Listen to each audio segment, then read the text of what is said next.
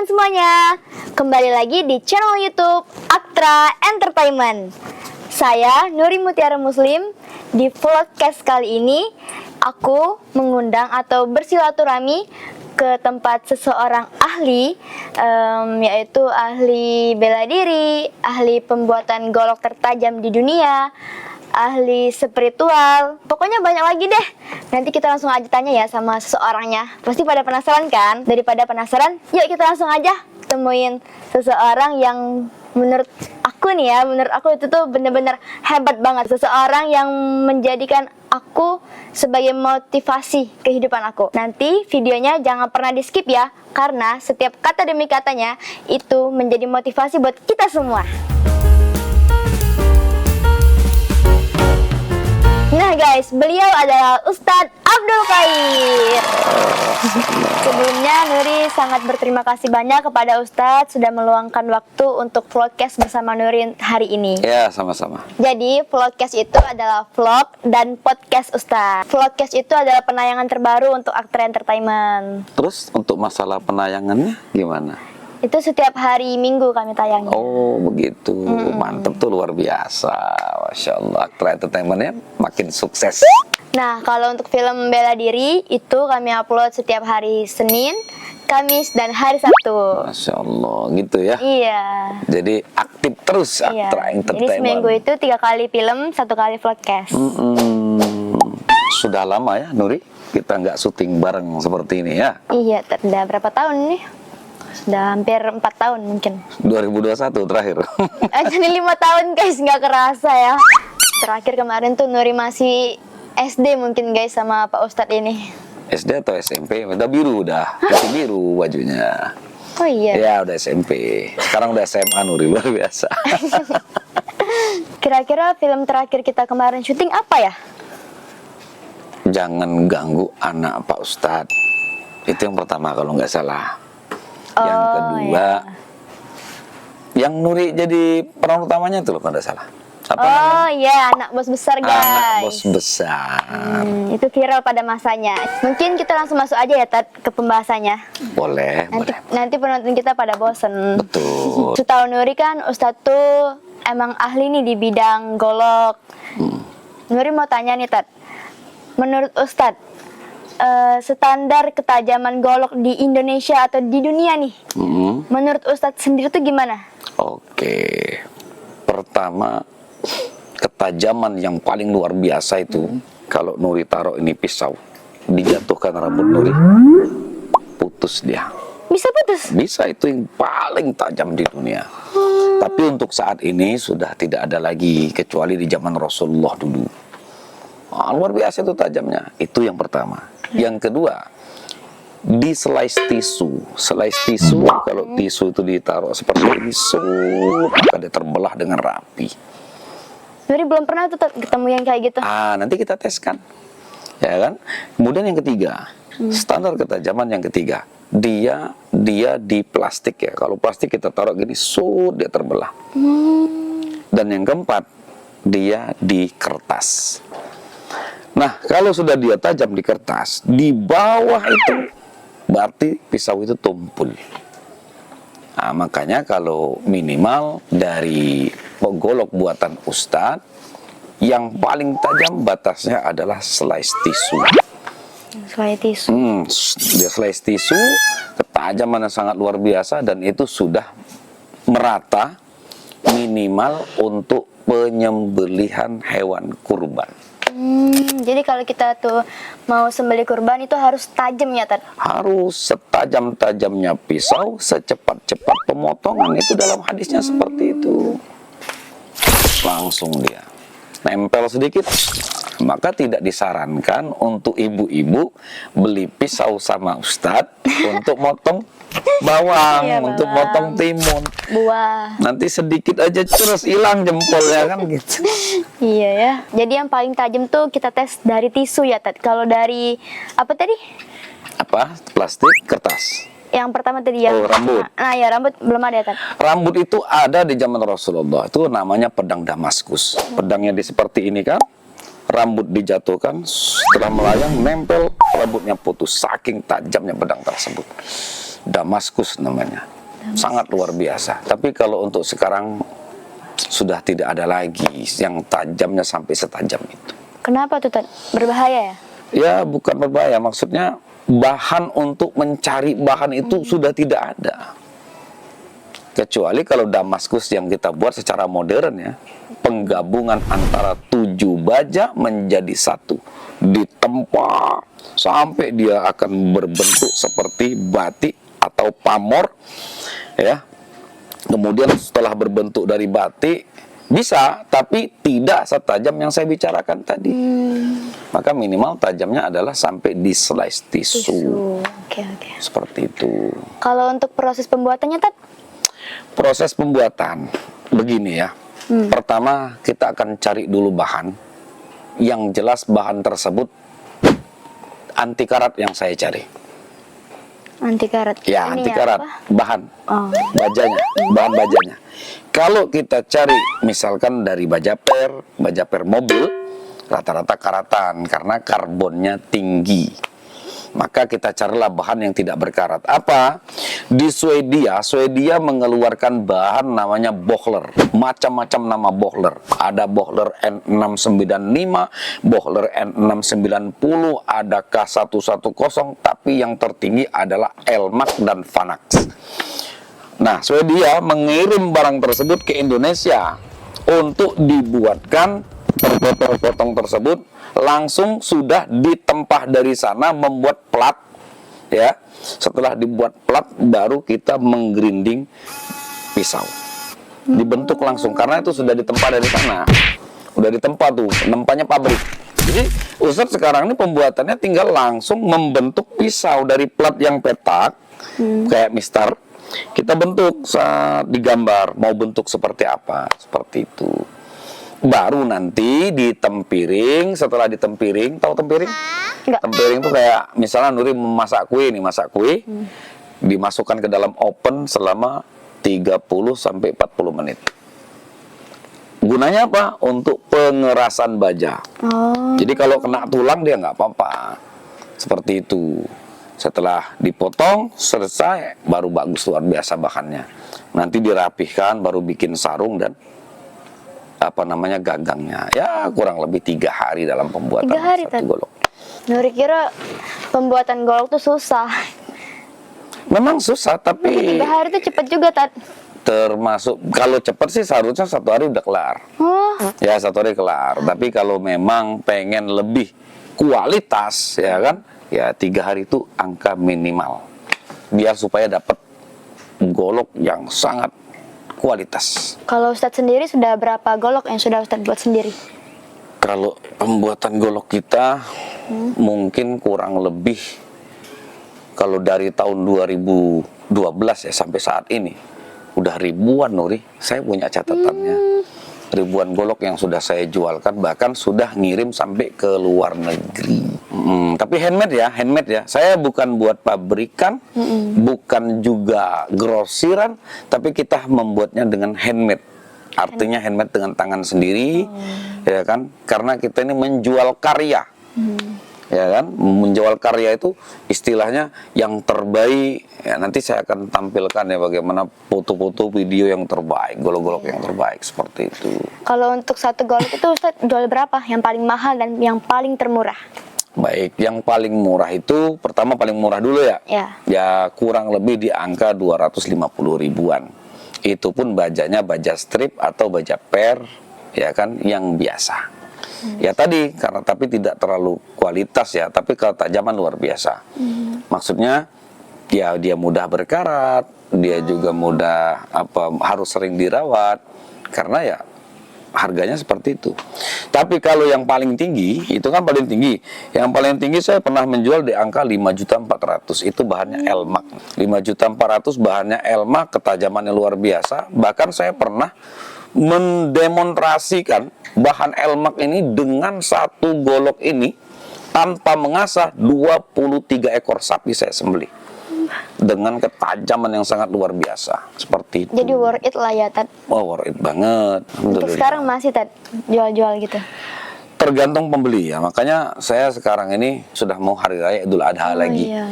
Ya kan, artinya sudah bakal banyak nanti pesanan, ya kan. Sampai sekarang masih berjalan. Kenapa sih Ustadz tuh lebih berfokus kepada golok yang untuk sembeli hewan gitu? Kenapa nggak yang lain? Gitu ya. Kan ada dua jenis, ada golok tebas, ada golok sembeli. Kalau tebas dia pakai perkakas buat tebas kebun, ke hutan dan lain-lain. Sedangkan satunya untuk sembelihan. Saya fokus di sembelihan karena ini menyangkut ibadah. Kenapa? Karena apabila hewan itu dipotong dengan pisau yang tidak tajam, maka itu akan menyiksa hewan. Itu berdosa ya, Tad? Dosa, jangan salah. Bahkan menimbulkan sebuah kezoliman kepada hewan jika si penyembelih menyediakan pisau yang tumpul. Wah, malah kita zolim jadi hukumnya. Maka kata Rasulullah, potonglah atau sembelihlah hewan kurban tersebut setajam-tajamnya pisau, secepat-cepat pemotongan. Seperti itu, Nuri. Makanya kemudian yang kedua, kesejahteraan hewan ya. Kita kan menyembelih harus dengan kesejahteraan hewan dalam tanda kutip. Kalau misalkan kita menyembelih dengan satu kali tarikan atau satu kali dorongan, darah itu jadinya netral, kemudian dagingnya segar, kemudian dikonsumsi juga enak. Kan namanya mau dimakan oleh umat Islam. Makanya saya lebih memilih cenderung kepada ketajaman bila sembelih. Jadi ketajaman bila sembelih itu ada itu nggak, Tad? Apa itu? Ada ketentuan dari syariat Islamnya nggak? Ada, jelas ada. Karena tadi sudah saya sampaikan bahwasanya secepat-cepat pemotongan, setajam-tajamnya pisau itu untuk memudahkan matinya hewan tersebut. Banyak orang yang menyembelih sapi sampai 1 jam, 2 jam belum mati-mati. Iya, Nur juga pernah lihat, Tad. Pernah kan? Pernah. Misalkan gorok nih, lama. Bolak-balik ya kan? Iya, jadi sapinya tuh teriak-teriak gitu, kasihan. Wah, gitu kan. Sedih juga kan melihatnya. Nah, tapi dengan satu kali tarikan dengan ketajaman, maka hewan tersebut akan merasa bahagia dia sampai ke surganya Allah. Sampai seperti itu, kesejahteraan hewan harus kita utamakan. Jadi matinya cepat, ya kan? Karena apa? Hulukum wal mar'i ini ada dua urat nih, ya. Ini tenggorokan nih, tempat penyaluran makanan. Kemudian yang di belakangnya ada saluran napas. Di samping sini ada arteri, 2 urat darah yang semuanya itu harus putus. Makanya harus betul-betul tajam pisaunya. Seperti itu, Nuri. Itu juga nggak sembarangan orang ya? Nggak sembarangan orang ya, perlu latihan. Makanya latihan ya. Untuk dalam berlatih menyembelih harus latihan. Sehebat apapun seorang atlet ya, juara dunia bahkan atau juara 1 dalam dia bertanding, kalau nggak pernah latihan dia akan kalah dengan anak baru yang sering latihan. Betul kan? Betul. Sudah paham lah Nuri tentang golok sedikit demi sedikit. Gitu ya. Alhamdulillah.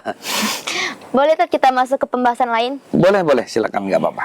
Untuk identitas silat kan Ustadz ini PSHT. Ya, betul. Oke, menurut Ustadz, apa sih filosofi atau filsafat dari setia hati yang paling mendalam menurut kepribadian atau kehidupan keseharian Ustadz gitu? Baik, saya jelaskan ya. Ya. Manusia dapat dihancurkan. Manusia dapat dikalahkan. Tapi manusia tidak dapat dihancurkan dan tidak dapat dikalahkan selagi manusia setia pada hatinya.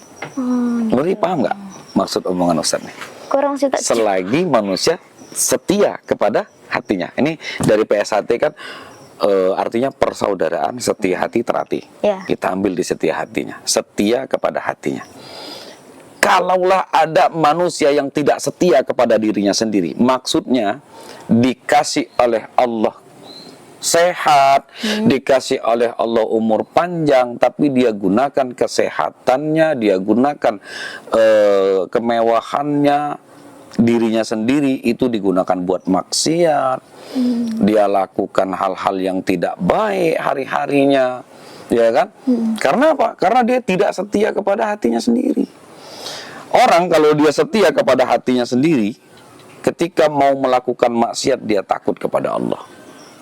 Dia akan takut melakukan maksiat. Gitu, Nuri. Jadi selagi manusia masih setia terhadap hatinya, insya Allah dia tidak akan bisa dikalahkan, dia tidak akan bisa dihancurkan. Itu makna filosofinya luar biasa. Berarti kepercayaan dari diri kita sendiri, harus percaya dari diri kita sendiri gitu. Harus yakin terhadap diri kita sendiri, gitu. Kita harus bisa membentengi diri tersebut. Itulah setia hati yang sebetulnya. Ustadz, ini kan banyak nih bela diri yang lain. Ya. Kenapa Ustadz lebih memilih PS hati daripada yang lain? Baik, sebetulnya seluruh bela diri itu bagus semua. Seluruh pencak silat, apalagi pencak silat ya dari Indonesia asli gitu Nuri. Tapi di PSHT ini kebetulan ayah saya, ayahnya Ustadz ini, beliau seorang pendekar yang disahkan tahun 1979 di Madiun, dan ayah saya adalah seseorang pendekar yang PSHT, pendekar PSHT pertama di kota Palembang. Oh, hebat ya Ustadz. Nah itu makanya Ustadz bukannya nggak mau ikut perguruan silat yang lain atau organisasi silat yang lain, tapi Ustadz lebih memilih karena ini meneruskan perjuangan Iya, ayah. betul. Seperti itu Nuri. Nah, Ustadz kan pendakwa nih. Bagaimana cara Ustadz menyeimbangkan peran antara menjadi pendakwa dan praktisi seorang bela diri yang keras ini? Pertanyaan yang sangat luar biasa ini. Baik Nuri dan teman-teman ya. Bagi saya seni itu banyak ya. Apalagi seni bela diri. Dan seni bela diri itu ada yang namanya olahraga batin, ada yang namanya olahraga rasa. Saya menyebutnya olah rasa. Olah rasa. Ya, olah rasa. Campur gitu. Jadi ada olahraga, ada olah rasa. Iya. Ya kan? Ketika kita berolahraga, maka kita menggunakan fisik. Tapi olah rasa beda lagi. Maksudnya begini, ketika kita sudah berolahraga, tahu senam jurus, tahu pergerakan, langkah kaki, segala macam, putaran golok dan lain-lain, itu semua olahraga. Tapi ada setelah olahraga yang namanya olah rasa. Bagaimana? Seperti kita sedang duduk, bermeditasi, ya kan? Kita pernapasan, mengambil energi-energi positif dalam diri. Ya kan, kenapa dakwah juga butuh energi positif? Kenapa saya bilang begitu? Andaikan saya berbicara nih, andaikan saya ngomong, orang nggak bakal dengar kalau saya nggak memiliki energi yang positif. Iya, betul. Tapi ketika kita memiliki energi positif melalui pernapasan, meditasi, zikir, ya kan? Ketika kita berbicara, sama seperti saya memegang sebuah pistol. Kalau pistolnya nggak ada isinya, saya nembak, tor, tor, tor, tor. Orang akan ngomong, berisik sekali, tapi nggak mengena di hati. Tapi ketika ada pelurunya, cerak, saya tembak, dar, begitu nyampe ke hati, subhanallah, orang jadi punya rasa. Itulah pembeda antara olahraga, penyatu antara olahraga dengan olah rasa. Nah, disinilah bentuk daripada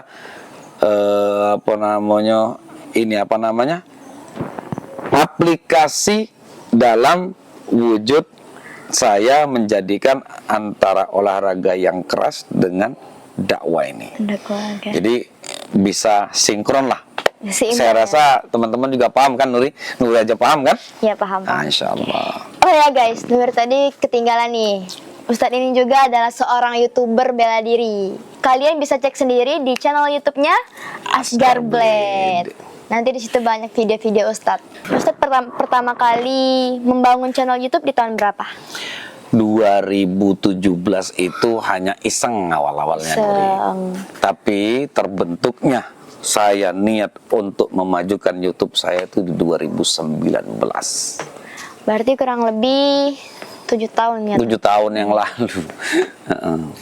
Itu isinya apa aja tentang golok ya? Banyak sih sebetulnya. Saya sinkronkan ya, contoh ya, seperti memang sebetulnya saya ini hobi dalam pembuatan golok, hobi juga dengan golok ya. Golok, saya pikir golok ini Nusantara loh.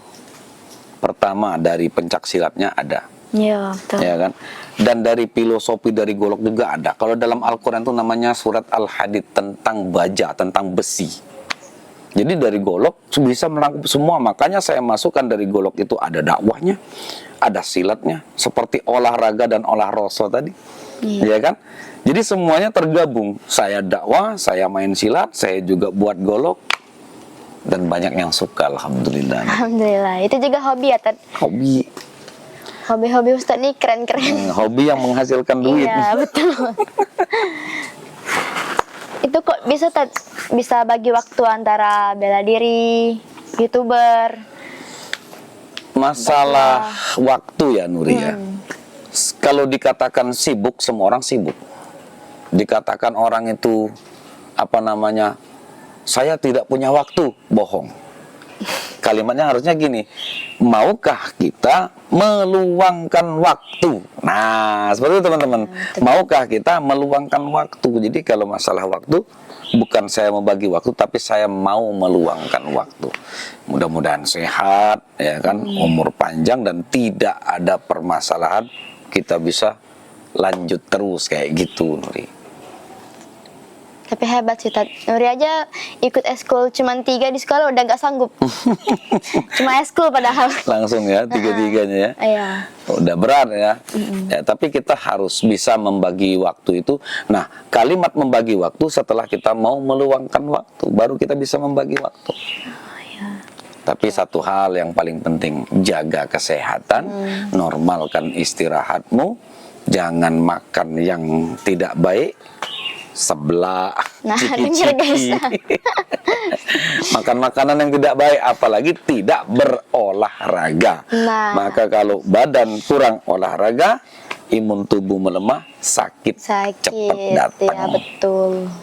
Seperti itu. Oke, balik lagi nih Ustadz ke YouTube. Ya, gimana? Kira-kira berapa lama Ustadz untuk menaikkan channel YouTube itu? Pernah gak sih putus asa gitu? Gak naik-naik? Gitu ya. Setiap proses sudah pasti ada rasa putus asa itu. Tapi satu hal yang saya tanamkan di dalam diri. Kalau saya nyerah, berarti saya sama saja menghancurkan diri saya sendiri.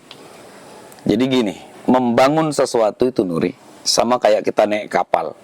Kalau sudah naik kapal, pasti akan ada angin topan, badai, ombak tinggi. Waktu kita dalam keadaan terombang-ambing seperti itu, jangan pernah ada niat dalam hati pengen lompat dari kapal. Kalau kita sudah lompat dari kapal, Hancur. apakah kita selamat? Belum tentu, mati. Maka kita harus tetap di jalur, yang penting konsisten. Betul, Ya kan? Apa nih tujuan Ustadz untuk membangun channel YouTube Asgar Blade? Itu ya. Ya. Jadi gini Nuri, teman-teman semua,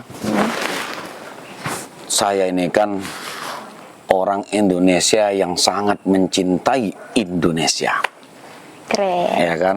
Budaya, kesenian, agama yang mayoritas di Indonesia. Nah, tujuan saya pertama mengenalkan itu, ini budaya kita. Satu dengan golok. Ini budaya Indonesia loh, jangan kita hilangkan. Yang kedua, kita juga mengenalkan bela diri, karena Indonesia punya bela diri sendiri. Namanya pencaksilat. Iya. Banyak, bukan cuma PSAT Nuri, banyak perguruan-perguruan yang lain banyak. Ya, ada tapak suci. Semua itu bagi saya orang Indonesia itu adalah saudara semua. Ya kan?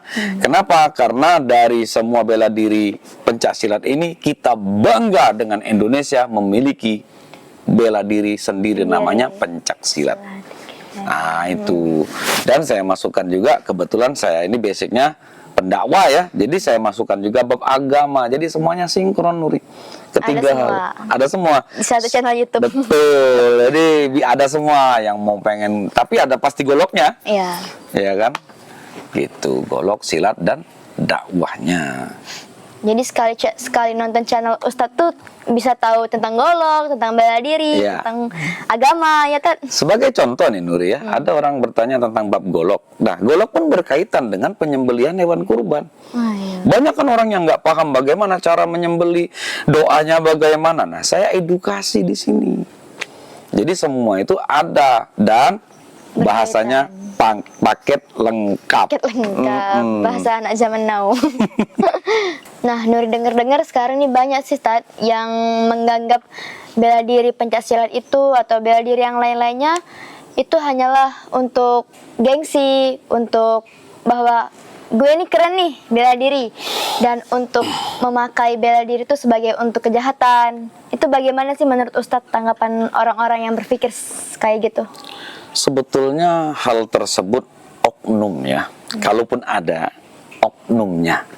Dan itu kembali kepada individu masing-masing. Individu dalam tanda kutip dirinya sendiri dan dia bagaimana menyikapi tentang bela diri yang dia punya.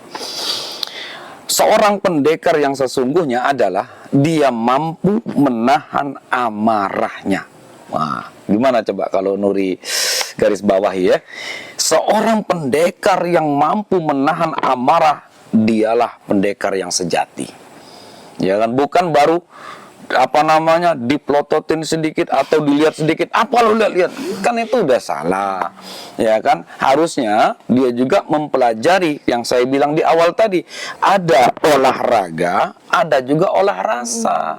Nggak mudah tersinggung, nggak mudah marah, bukan sok jagoan. Saya kalau bisa, seandainya saya sedang ada konflik ataupun ada sesuatu yang menyerang saya saya coba berusaha untuk damai dulu, berusaha untuk tenang dulu, ya kan. Kalau memang tidak kondusif lagi, apa salahnya kita mundur dulu dengan cara saat seperti ini, tangkis dulu, mundur, tangkis dulu, ya kan Nuri? Ya kan. Tapi kalau kita udahlah kalau gitu saya minta maaf, ya kan.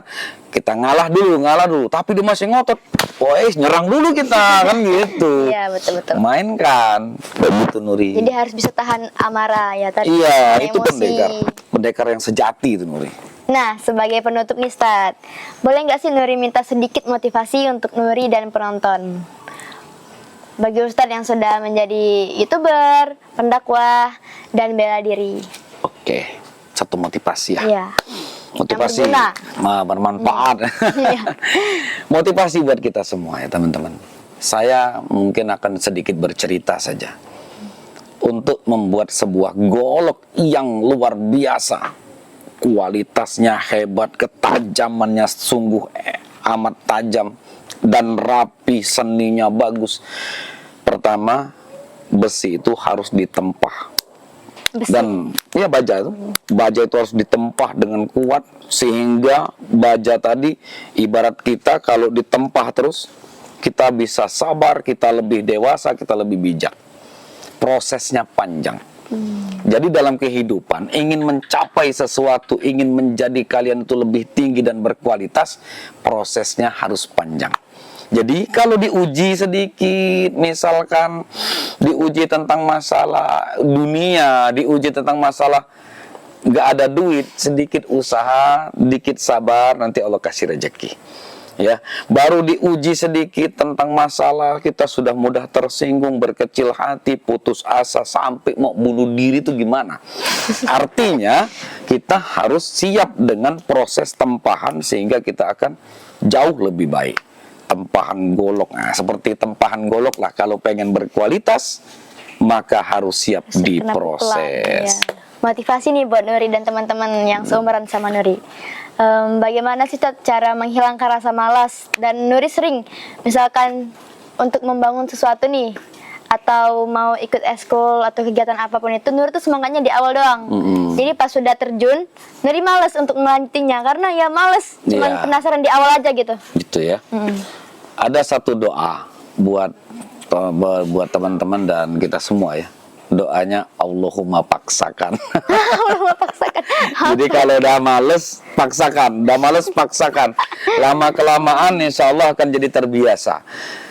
Jadi dalam bab ini saya menyampaikan kepada antum-antum semua, buat Nuri, buat penonton ya, kalau bisa dalam keadaan lemah tersebut, yakinlah pertolongan Allah itu datang di saat engkau jenuh, pertolongan Allah itu datang di saat engkau sedang malas-malasnya. Yakin pertolongan Allah akan datang. Amin. Mantap. Oke, terima kasih atas motivasinya untuk sama-sama Nuri, nanti bisa kita berjumpa lagi ya. Iya. Jangan sungkan lah pokoknya Nuri, kalau mau datang silaturahmi. Oke, siap-siap. Sini. Nah, segitu doang guys podcast kita untuk hari ini. Semoga apa yang disampaikan Ustadz hari ini bisa bermanfaat untuk kita semua. Amin. Yang berbicara baik, yang mendengar juga baik, yang lebih baik lagi yang mengamalkan, kemudian menyampaikannya lagi belum tahu. Itu mantap pahalanya guys. Luar biasa. Oke. Segini doang podcast kita hari ini. Jangan lupa subscribe channel Ustadznya juga ya. Apa Tad? Asgar Blade. Oke, segini doang video dari kami. Nantikan video kami selanjutnya ya di hari Minggu khusus podcast. Bye bye.